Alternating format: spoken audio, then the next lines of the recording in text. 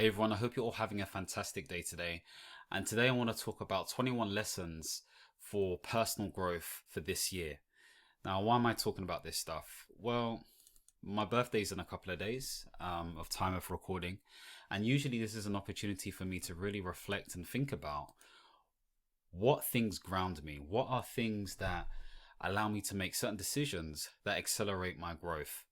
Now, before it became fashionable, my birthday has always been a time of, I guess, reflection and thinking about my own personal new year. And so it's an opportunity for me to really crystallize my thinking, but I want to share this with you guys as well. So stay tuned, and hopefully this is something of value to you as well. Now, the thing I want to highlight here is that value determines your destination. It sounds really cheesy, but if you think about it, values are the things that you deem as important. And so these have been acclimatized or accumulated from your experiences and all these different things that make you as a person, and they help shape your decision making. So anything that I'm saying today, really meditate on what it means for you, and I would encourage you to set your own set of values, or at least things that you have learned throughout your life in order to help you make decisions. So the first thing to say is that life is fair. I know this sounds like a really sort of like annoying statement, but the reality is, who are we to say whether it's fair or not? That's the question. I mean, life is life. And with that in mind, it calls us to really start thinking about being objective to different experiences and situations. Psychology calls this flexing the psychological muscle, where you move from a state of subjectivity to a state of objectivity. You move away from just dancing through life, letting things just affect you a certain way, to just looking at the facts. And so this is where you start to make decisions that are a bit more objective by nature. So think to yourself, is life truly fair or is it unfair? It really is a shift in perspective.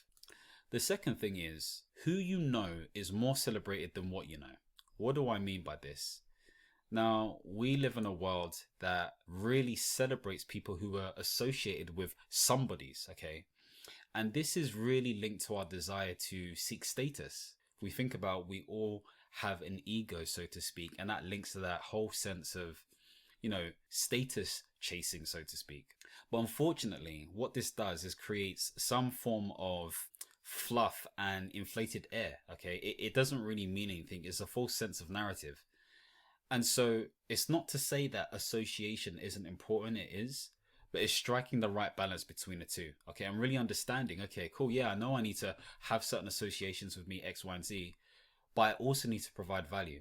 So I wouldn't knock developing the skills and the experiences that you're trying to have, but I'd also make sure that you have the right balance, so you're associated with the right people in the right places at the right time, all of that kind of stuff there. The next thing I want to highlight is around routines. So routines are better than habits. Now, some people may be like, huh? And other people may be like, okay, what's the difference? Well, there's definitely a difference between routines and habits. And habits are definitely things that happen more automatically, so to speak, and have been developed over time. But we talk about habits as if we have always consciously aimed to develop these habits. There are also what are known as indirect habits that affect us in ways that we haven't necessarily been aware of or conscious to. Now, we're all familiar with this book, Atomic Habits by James Clear. It is lauded by many different people. I respect the book. I think it's a fantastic book, and it really outlines how to break down your habits and, again, use this science in such a way for you to develop the right ones. However, for me, and this is nothing to the book, it's more about the concept of habits, I've stopped focusing on habits. And the reason I've done that, well, looking at this, and this is from the book, they talk about cues, craving, response, and rewards. And as much as this stuff is all fact, the difficulty I find with it is sticking to it. Now, this information was heavily, again, I don't want to put words in anyone's mouth, but from what I've seen, from what I've read, it felt like it was, again, influenced heavily by this book, which I find also great, which is a precursor to this book, and it's by a guy called Charles Duhigg, called The Power of Habit. And in his book, again, they both looked to research, they both did it independently. It talks about a more simpler model to the one we previously saw, speaking about cues, routines, and rewards. It's the routine bit that I want to focus on, because this to me is important. I feel like this is overlooked. And as much as this doesn't look sexy, this to me is saying that there has to be a conscious effort towards developing a routine. Now, of course, Atomic Habits is saying this stuff. I'm just trying to hit home this message even more. Rather than focusing on the habit or not, it's going to get done. That's the mentality. And therefore, it really comes down to this whole idea of measuring between value-based goals and output-based goals. What do I mean by this? Well, if you have a value-based goal, you're doing things intrinsically because you know it's going to get you to become a person that is more than you were before. Okay, it's more of a feeling, it's more an experience, it's more of a journey. Where if you're focusing purely on outputs that a lot of us are doing, you're more likely going to get disappointed, if I'm honest with you, because if you don't reach that output based goal, what are you going to do? I've seen so many people crumble, including myself, because I haven't reached a specific result. And so when you focus on the routine, you're thinking more about lifestyle as opposed to I need to get to X. Okay. And again, Atomic Habits speaks about this. I'm just focusing on the consciousness and the awareness of really embedding routines. The next thing to talk about is working days and not in weeks. This has been so transformational to me, and it has allowed me to just release from this whole element of pressure that is created from, oh, I need to do this by, 2 months time and all this rubbish. Like, what's all of that rubbish? There's no need for it. Now, some of you may know already that I have my own system for enabling me to stay on track with my goals day to day and week to week. And this is known as the Life Navigation System. And again, you can check it out for yourself. This is what it looks like.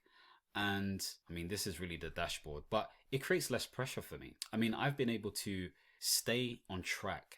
Of course, I have big long-term goals, but I'm able to just stay focused on the day-to-day and the week-to-week, reviewing, reflecting, journaling, planning, all of that kind of stuff there. And it's not as difficult as, it sounds. It's actually quite relaxed as long as you understand how to utilize the system. And essentially, I'm less future focused and so embedded in this whole sort of idea of I need to achieve this now. I'm more focused on, okay, what's the plan for today? What am I looking to do for this week? It's a different energy. And so I would call for you guys to check out how you can be more day-to-day and week-to-week focused. And again, if you want to utilize this system, then you can check out the link below where you can actually use this for yourself. It utilizes Notion. And I definitely do believe for the right person, it will help them just be more systemized, structured, but also free of this idea of trying to achieve in, 1 month or 6 months or whatever it may be. The next thing to say is that greatness is born out of intelligent consistency, not just consistency. I mean, we hear this all the time. Oh, it's important for you to be consistent X, Y, and Z. I know that, but you can be a consistent fool. That does exist. So it kind of feels like an empty statement. Now, when I started first writing my first book, so Understand, Reach, Expand, 15 Super Effective Ways to Manage Your Mind, I coined the term commit to a cause because I realized that commitment is something that is really important when it comes to driving towards your goal. So commitment is the discipline aspect, doing whatever it takes in order for you to achieve. The cause is the thing that is connected to your heartstrings. And that cause is something that drives you, something that pushes you. We talk about the book Drive, where it talks about those 3 different aspects. Now, you're driven based on, in my sort of opinion as well, my humble opinion, based on experience, inquisition, and passion. These 3 things define your level of intelligence and enables you to become more efficient towards your execution. I think Daniel H. Pink has a slightly different model where he talks about mastery, autonomy, and purpose. So again, I believe those 3 things are useful as well. So those 6, I guess, combined together in a way, because again, with the 3 I described, you only need to have at least one of those things, pushes you towards an end goal. And so intelligent consistency is key, not just consistency. Now, sometimes we can be slow to accept this fact. So it's important for us to be aware of where we're going. We could be consistent. How I said before, you could be a consistent fool, whatever it may be. You remove that foolishness by not only working towards, again, experience, passion, or inquisition, but having a system, having a process, having a way for you to review and reflect and respond, digest against what you've been doing so you can navigate the right way. That's how it works. So bear that in mind. The other thing to say is that scientific consistency beats random expression in the long run. I say this because whether it's family, friends, whoever, they're so big on expressing themselves and, oh, I just want to do this and be authentic and blah, blah, blah, blah. Yeah, I get it. I understand it. But as much as we think the world purely works that way, and in some element it does, we can't just do that. Now, I've got this picture of a flower here because a flower is an expression of nature's beauty. But even underneath all of that, beauty has structure. And so you have to remember that the greatest artists of all time had a way to make their expression scientific. Don't get fooled by people who say, oh, I just say it off the top of my head and and all this stuff. Okay, they could be lying. I mean, and if they're not, that's great. Because for most people, there needs to be a bit of a cadence. There needs to be a bit of a rhythm. So create some sort of framework or system or repeatable process that enables you to still express yourself authentically in the moment, but just slightly delayed in order for you to, again, be more effective. And we'll talk more about how that really works as well. The next thing to talk about is people make the difference whether we like it or not. I've said this so many times, and I'm not going to be tired of saying it, because whether we want to accept it or not, people shape your environment and your environment shapes your consistency. That's just what happens. So when you learn to make some adjustments, things improve. Now, I'm not telling you to cut anybody off. I'm not telling you to do that, okay? Rather, this is a message to be more observant and understand who and what gives you energy and who and what takes energy away from you. Because once you understand that, then you're going to be more effective as a person, whatever you're trying to pursue or create. Now, if it's better to be by yourself, be by yourself. I mean, David Goggins talks about it, okay? And I know I've learned the hard way. Solitude sometimes is where I get the best results, if not nearly always the time. I said that really weird. Most of the time, so to speak. So having people around you is great, okay? I understand it. You don't want to do things in isolation. No man or woman is an island. But there is a big fat but here. Doesn't mean we have to follow sort of like idle words or whatever it may be that people just say. It's important for you to understand that if you do work with people, sometimes that can be a distraction towards what you should prioritize. So this is where we're getting this whole get into monk mode and all this kind of stuff there. Like, yes, get into solitude sometimes. Get comfortable in your own skin. Now, this, of course, is good for the acquired mind who is attracted to this idea of working. But there isn't a surprise as to why there are so many different solopreneurs who are breaking 1 million right now in revenue or whatever it may be. Again, money's not the be all end all, but it's a way that we measure a level of success or a type of success. So bear that in mind. The next thing is minimize routine disruption at all costs. Why do I say this? Routines are underrated, okay? Everyone has a routine to some degree or not. And some of you mistakenly call these habits when they're not really habits. You've just set up a good system to enable you to do X, Y, and Z. Now, routines become powerful when you're conscious of them. I said this before, when you are conscious of them. And the science shows that when you do things deliberately towards a specific activity or whatever it may be, you're more likely going to be successful in that pursuit. You're more likely going to get results. It also states that your environment is also key in order to make sure that there is, again, less disruption to the pursuit or the achievement of your results. However, life is life and sometimes things can get in the way. So you have to think to yourself, when these things happen, how do I mitigate against this stuff? How do I do this? And so here are some things to think about. Now, your routine can help you with some of these things because you have to start thinking about, how does my routine help me for the future? Well, number one, developing a routine can help you complete work ahead of time. It can help you build your emergency fund. You can do batch content creation. You can plan your meals and healthy eating. You can plan your workouts. You can schedule date nights in advance. All these things are important because they mitigate against risk and you start to win. Again, there's evidence to show that organizations that prepared for economic downturn were more likely to be prosperous at the end of it. When everyone's in their doom and gloom, they were more likely to be successful, so to speak. So you have to be proactive, is what this is saying, and not reactive. There is a locus of control. If there are things that come into your life that affect what you're doing, you need to find ways to minimize disruption, because I know I've recently realized this. When my routine was disrupted for good reason, I might have you, it becomes difficult. And if you have the resources and the energy, you may have to leverage those things in order for work to be done. So this is where you think about delegation and automation and all of that kind of stuff. That it's far better to do those things than suffer by yourself. The next thing is experiments breed experience, and experience beats confidence. So apparently people say that I'm a confident individual, and I don't know where that comes from, if I'm honest with you. Maybe it's the way I speak or the base or whatever it may be. Who knows?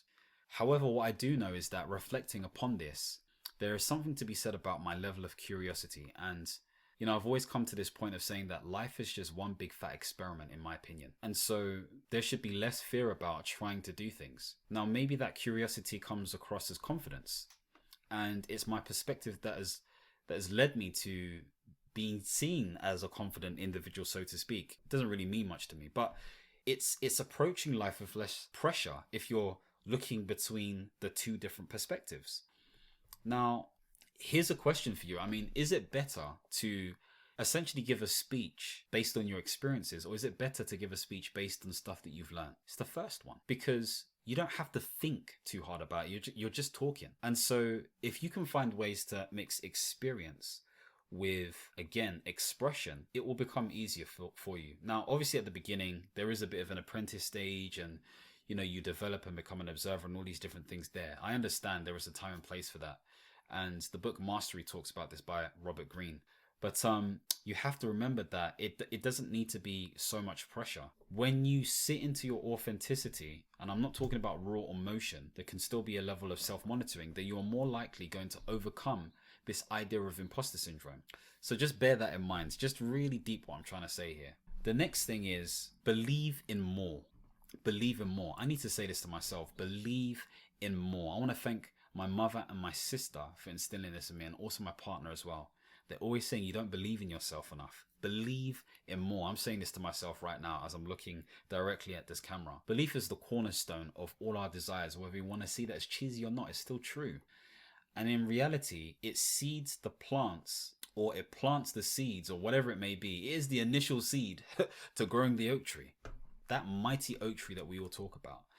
Now, Tony Robbins, again, some of you may know him as a personal development guru, or now finance/health person. He does everything basically. He talks about the success and belief cycle.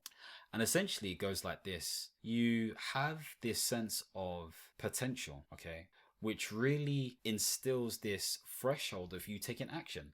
Once you take action, there are results. And with those results, it embeds a sense of belief and certainty in your mind, and that belief grows your potential. Then you want to try even bigger things and bolder things. The reverse can happen too. If you take small action and you get small results, your belief may dwindle and you feel like your potential is less than it really is. And so what am I saying? You can see that belief, okay, all these things that happen in our head are things that really affect the way we move. Now, these different things, whether it's beliefs, attitudes, values, whatever it may be, they're all under the banner known as intrapsychic forces, okay? And these are internal forces that affect the way we, again, deliver on stuff. Now, beliefs are important because it grounds us. It grounds us. And our values are linked to that because it helps us, again, make decisions, because we're deciding this is important. We're more resilient, okay? We become more focused. We're in a position where we're able to dare more and dream more. And we have to remember it starts with belief. So you can't put that on the back burner and dwindle that, or try to humble yourself. Internally, dream as big as you need to dream. Externally, yeah, you may express that differently. I can understand. Next, we have stop waiting for people to rate you. What? You need to rate yourself highly. You have to, because no one else is going to do it. People are judgmental. People have preconceived ideas. And you can't be the thought police all the time because it's tiring. Okay, you need to be in a position where you police your own thoughts and you channel them into something that is constructive. Now, when doing this, you become more conducive to a healthy state of authenticity, really important stuff. And people start to feel this energy and this vibe. Okay, so the reason I'm saying all of this is because it starts to draw people towards you. People start to get attracted to you. They start getting attracted to your state of beingness. Okay, it sounds very sort of like metaphysical or whatever, but again, if you're expressing that you're red things are more likely going to come towards you, or you'll see red more. That's just what happens. That's just a natural, obvious thing. And so if you express certain attitudes and behaviors and actions, then you're going to attract people who are naturally attracted to those things.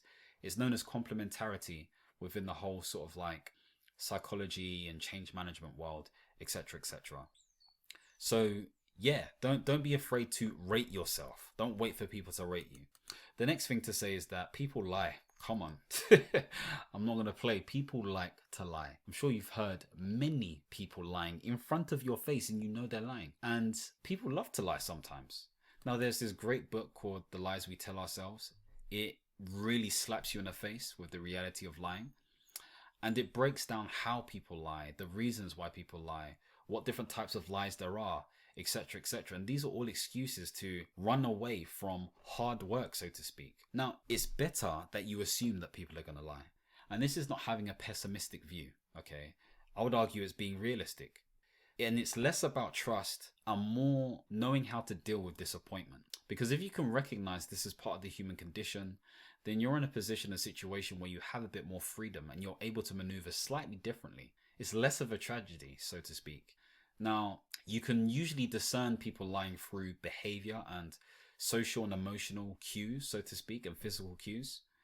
So the way you sort of like overcome this or manage this is to develop your EQ skills. I'll talk more about that later, but develop those emotional intelligence skills, especially your social intelligence. You're more likely to detect who's lying. You can feel it usually. Sometimes you can't. You're just like so black and white and what goes in comes out sort of thing. You're just like, okay. But there are ways to pick this up. So don't feel too bad if people lie to you. In a way, expect it. And I'll come back to why this is important. This is why it's important. Okay, I didn't think it was going to come so quickly. So self-preservation drives behavior. What do I mean by this? I don't know if true altruism exists. The idea that we do things because it's really good to do, you know. Even to some small degree or some small level, people like helping people because of how it makes them feel. There is a reward system. If you go back to the sort of like diagram I spoke about in terms of the habit formation, it goes cue, routine, reward. We are seeking reward because what it does, it ignites and it boosts the ego. Okay. And so thinking about this, you have to see it like this. Self-preservation comes down to survival, whether that is from a happiness standpoint or from a true physical standpoint, okay? Now, I see it like this, okay? The way people respond to certain situations determines their level of self-preservation. What I really mean is, if someone reacts subtly to their self-preservation or conspicuously to their self-preservation, that is a judge of their character. The conspicuous person, yeah, they may lack certain levels of self-monitoring. In other words, how they respond to different social situations. And so they're a bit more expressive about it. But if somebody is more subtle by nature, it's slightly different. It's slightly different. And so there is a level of control there. So just be careful. If someone's outwardly expressive about their self-preservation, just be a bit careful. That's what I'd say to you, based on my experience. Okay. Now, again, this is just a picture edifying this. We may see this in, our relationships, or we may see this in our friendships or colleagues or whatever it may be. It's usually expressed through some sort of exaggerated or overspent emotion. The next thing to think about is there are no real rules. There are just games we play. Now, what are rules?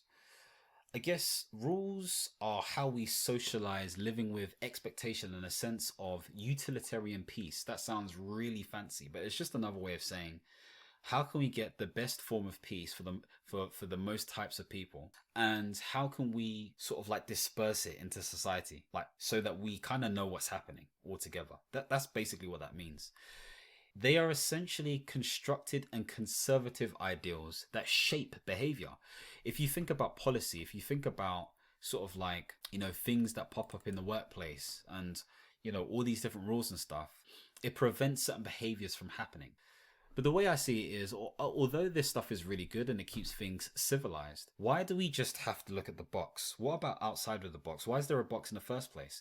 Now, yeah, we know that the box helps to manage structure and expectation and define life and all this kind of stuff there.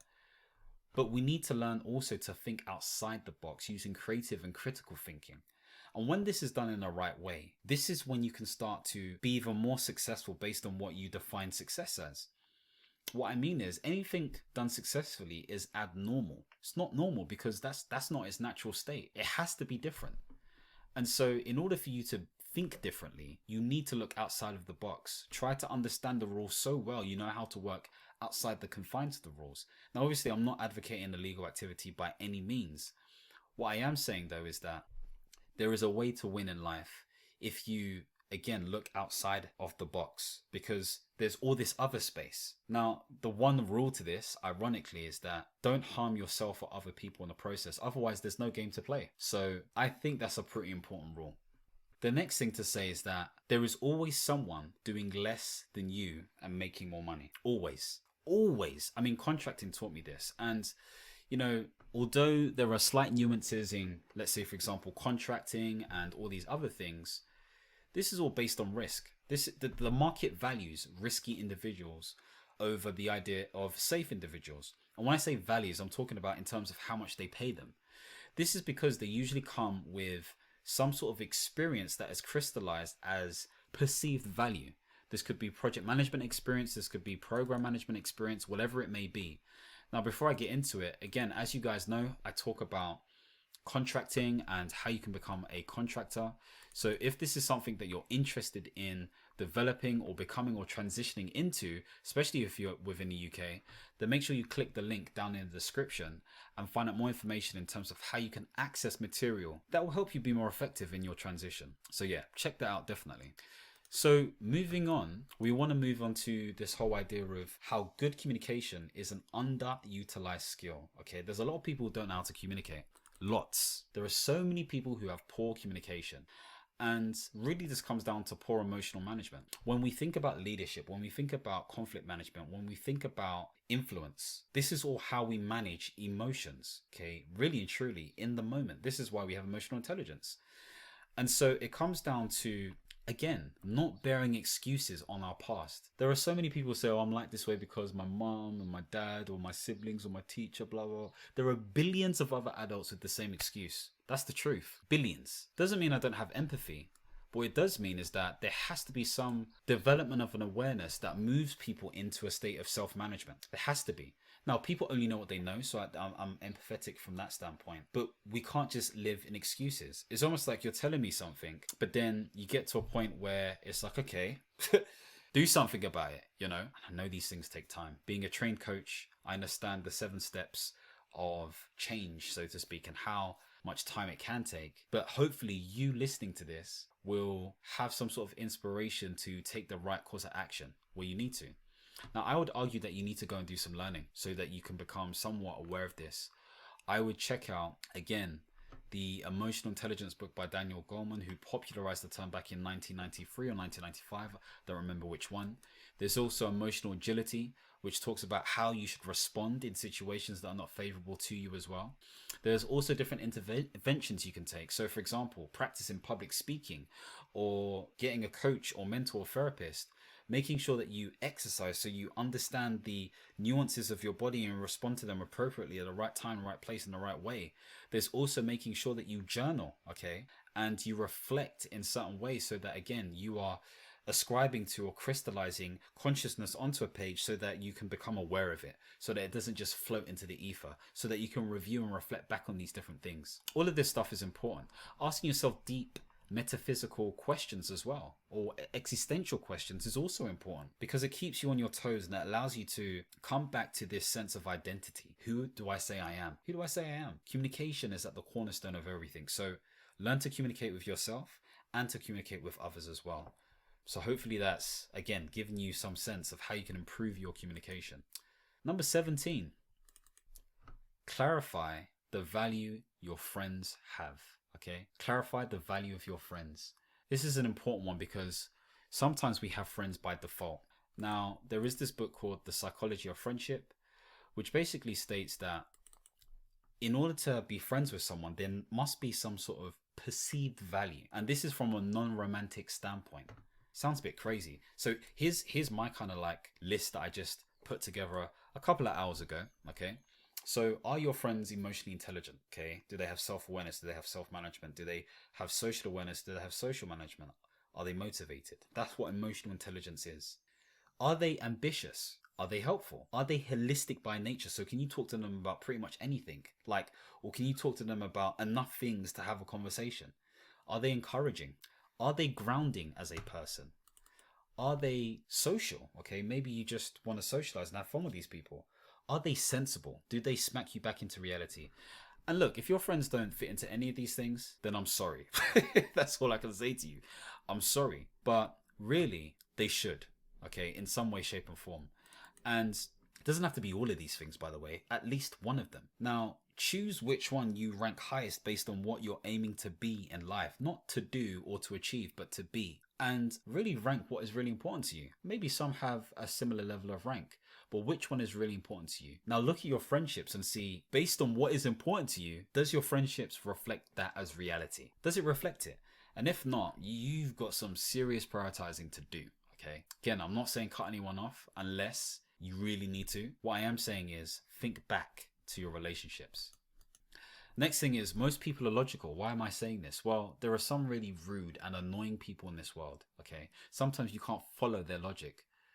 You can't save everyone. That's the reality of the situation. But everyone has their own reasons. Everyone has their internal code. Everyone has their way of doing things. And so just because your logic doesn't match their logic doesn't mean it's not logical. So it's understanding that people have their own patterns and realizing that if you can see people have their own sense of logic, there is a certain level of empathy that you can have. Oh, I can see why they thought that. I can see why they express themselves that way. And once you are sort of like accepting of this concept and this idea, you develop in terms of this idea of emotional maturity. This is what I was talking about in terms of flexing the psychological muscle. So make peace with other people's logic and just move on. Because you have to remember that just because it's logical doesn't mean it's right. It just means it follows a pattern. That's it. So bear that in mind. The next thing I want to say is that most people are avoiding the truth. If you want to hurt someone, tell them the truth. But if you also want to help someone, tell them the truth. The truth will set you free, as they say, okay? Now, the truth doesn't have to hurt as much if it's delivered a certain way. And some people may say, well, that's a cop-out sort of like approach. But we have to think about how people feel.